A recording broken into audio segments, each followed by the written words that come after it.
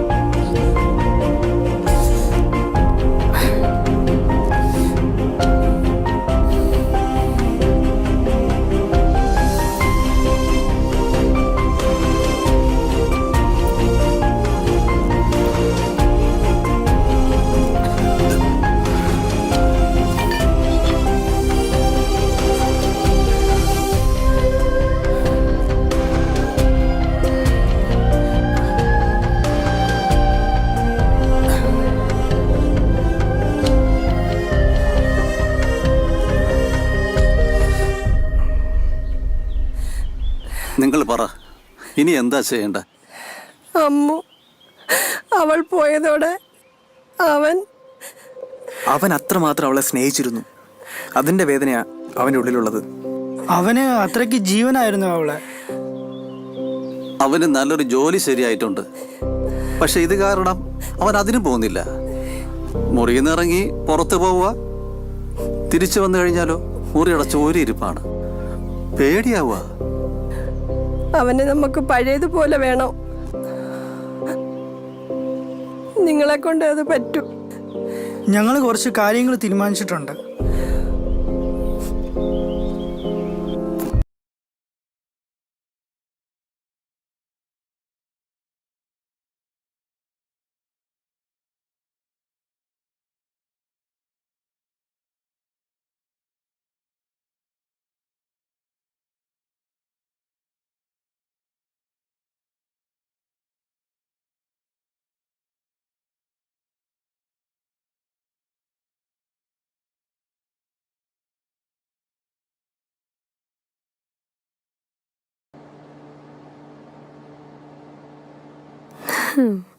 ബ്രേക്കപ്പായി അപ്പൊ തുടങ്ങിക്കോണോ ശോകപ്പാട്ട്? ഇതെന്താടാ ഇത്? ഇത് റൂമാണോ അതോ ബാറോ? എന്ത് പറഞ്ഞാലും ഇങ്ങനെ മൂളിക്കൊണ്ടിരുന്നോ? ഞാൻ പോവാ. നീ വരുമെന്ന് പ്രതീക്ഷിച്ചില്ല, അതുകൊണ്ടാ. ഹലോ മിസ്റ്റർ ബ്രോക്കൺ ബോയ്, ഇനിയൊരു റിലേഷൻഷിപ്പ് വേണ്ടെന്ന് പറഞ്ഞിരുന്നവരാണ് നീ. എല്ലാവരും കൂടെ ഫോഴ്സ് ചെയ്തിട്ട് അഫെയർ ലൈൻ. അതിന്റെ കൂട്ടത്തിൽ ഞാനും ഉണ്ടല്ലോ. അപ്പൊ പിന്നെ ഞാൻ എങ്ങനെ വരാതിരിക്കാനാ? എന്നിട്ടിപ്പോ എന്തായി? Cool my boy. നീ എണീറ്റേ.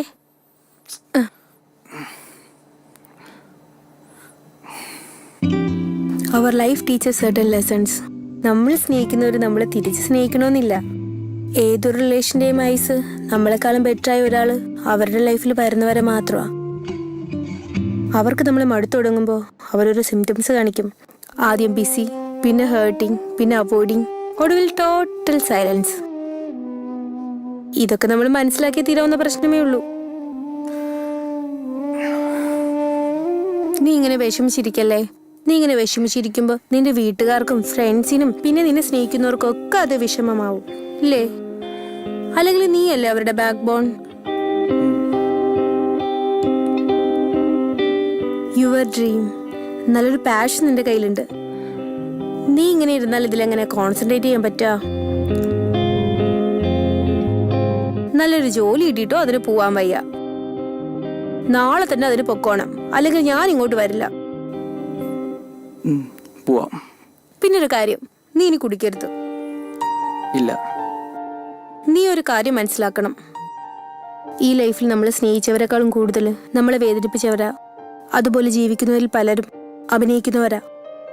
ഇതൊക്കെ തിരിച്ചറിഞ്ഞ് നമ്മളിത് ഫേസ് ചെയ്താൽ മതി.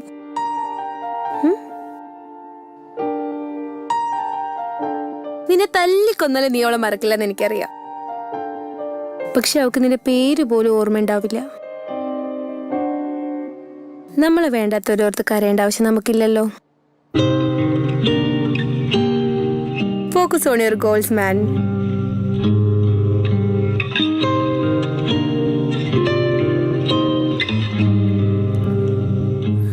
കൂടെ ഉണ്ടാവില്ലേ? I am always with you.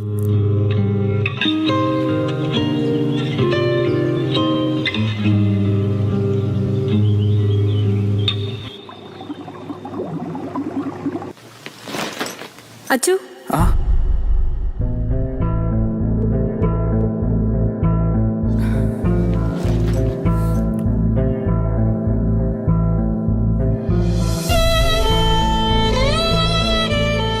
Akhila, his first love.